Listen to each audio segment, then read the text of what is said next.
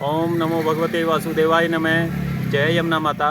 जय द्वारकाधीश। और आज हम भगवान श्री कृष्ण की नगरी मथुरा से हैं और द्वारकाधीश के मंदिर के पास में जो कि विश्राम घाट है, विश्राम घाट से आज हम आपको कुछ बातें बताएंगे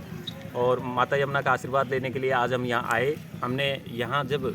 यमुना जी के दर्शन किए और दर्शन करने के बाद में मेरे सभी साथियों ने और मैंने जब यहाँ ये गंदगी का आडंबर देखा तो उसके बाद में हमारा मन दुखी हो गया और हमने ऐसा जो बातें आपको बताना मैं उचित समझता हूँ वो मैं आपको बताना चाहता हूँ कि यमुना माता जो कि मथुरा नगरी एक तीर्थ स्थान है और मथुरा जो कि भगवान श्री कृष्ण की जन्मभूमि है। भारत भर से लोग यहाँ आते हैं और भगवान श्री कृष्ण के मंदिरों में जा कर के वहाँ उनके दर्शन प्राप्त करके अपने आप को धन्य समझते हैं और बाहर देशों से भी लोग यहाँ आते हैं अपनी संस्कृति को देखने के लिए, अपने परिवेश को महसूस करने के लिए। और भारत की पहचान के रूप में मथुरा नगरी को जाना जाता है। मथुरा नगरी को देख करके लोग पूरे भारत का परिवेश का अंदाज़ा लगाते हैं कि भारत भर में लोग इस प्रकार से, हिंदू लोग इस प्रकार से रहते हैं। लेकिन यहाँ जब यमुना माता के चारों तरफ हमने गंदगी के आडंबर देखे और यहाँ के लोकल लोग जो कि इसी के ऊपर उनकी आजीविका डिपेंड है कि लोग यहाँ पर्यटन के रूप में आते हैं, तो उन्हीं से उनके आजीविका के साधन निकलते हैं। और यमुना माता से भी यहाँ बहुत सारे लोग जो नावें चलाते हैं, जो यमुना माता में कुछ सामान वस्तुएं वगैरह चुन करके निकालने के लिए बहुत सारे लोग, हज़ारों लोगों की जीविका का साधन बना हुआ है। लेकिन यहाँ के लोग यहाँ की यमुना माता की सफाई के ऊपर ध्यान नहीं देते और मैं तो इसका दोषी प्रशासन को भी मानता हूँ कि प्रशासन जो कि उनको पता है कि भारत की पहचान के रूप में मथुरा नगरी की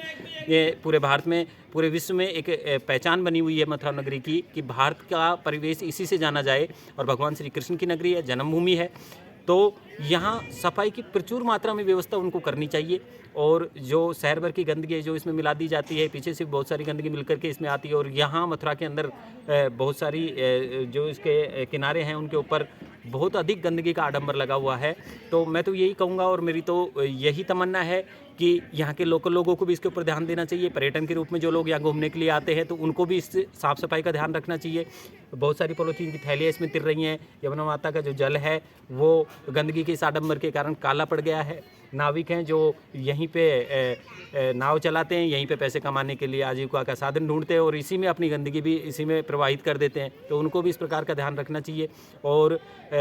मैं तो ये कहूँगा कि लोकल प्रशासन को इसके ऊपर विशेष ध्यान देना चाहिए और जो गवर्नमेंट है उसको भी इसके सफाई के ऊपर विशेष ध्यान देना चाहिए। और विशेषतः ऐसी नगरियाँ, ऐसे जो शहर हैं, ऐसे जो स्थान है जहाँ हमारी धार्मिक आस्था जुड़ी हुई है जिन शहरों से, तो उनकी सफाई के ऊपर तो विशेष एक ध्यान होना चाहिए। लेकिन ऐसा कर नहीं पाते तो मुझे बड़ा दुख होता है कि जिन लोगों को हम अपना मत दे करके, जिन लोगों को हम अपनी भावनाओं के साथ जोड़ करके और उनको उसी स्थान के ऊपर बैठाते हैं, उस ऊँचे स्थान के ऊपर बैठाते हैं कि वो वहाँ से पूरे देश का संचालन कर सके और उसके बावजूद वो फिर इन चीज़ों के ऊपर ध्यान नहीं दे पाते। और बहुत सारे पैसे भी हम सुनते हैं कि बहुत सारे पैसे भी वो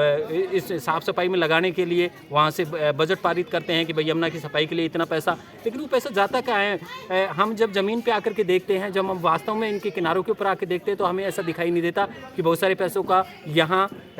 लगाया गया है सफाई के अंदर। ऐसा 1% भी हमें दिखाई नहीं देता। तो मैं तो यही समझता हूँ कि पता नहीं कहाँ से तो इतना बजट वो लगाते हैं और कौन उन पैसों को क्या करता है। यहाँ तो जो परिवेश बना हुआ है, जहाँ यहाँ का जो वातावरण बना हुआ है वो तो उसी प्रकार से पौराणिक वातावरण है, उसी प्रकार गंदगी के आडंबर है और इसी प्रकार से पुराने जो घाट हैं उनके अंदर भी कोई सफाई की व्यवस्था नहीं है। तो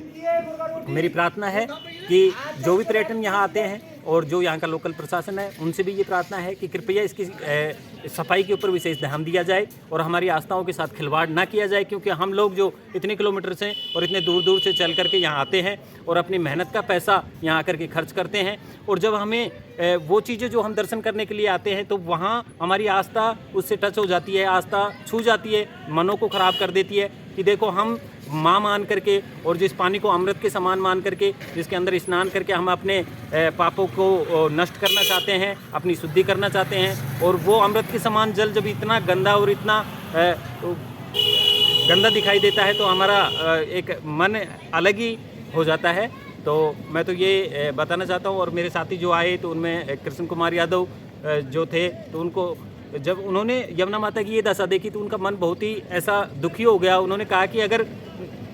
मेरा बस चले तो मैं तो पूरे मथुरा शहर को उठा करके और नदी से 1 किलोमीटर उस साइड में ले जा करके बसाऊं। और ऐसा प्रशासन को भी करना चाहिए कि आबादी क्षेत्र को इधर उधर इस हिसाब से सेट करना चाहिए, या फिर गंदगी की व्यवस्था, नालों की व्यवस्था इस प्रकार से करनी चाहिए। बहुत सारे ऑप्शन हैं, बहुत सारे इंजीनियर हैं, बहुत सारी चीज़ें हैं जिनसे हम इसकी सफाई के ऊपर प्रचुर ध्यान दे सकते हैं और अमृत के समान इस जल को नेचुरल रूप से, प्राकृतिक रूप से प्रवाहित कर सकते हैं। और इसके अंदर जो जलीय जीव हैं, जैसे हमने अभी देखा कि एक सर्प यहाँ निकल करके आया था, और बहुत सारे और भी जलीय जीव हैं, तो वो भी इस गंदगी के कारण दुखी हैं, उनका जीवन भी, और वो उन्होंने भी अपना जो प्राकृतिक परिवेश है वो खो दिया है। तो जय हिंद, जय भारत।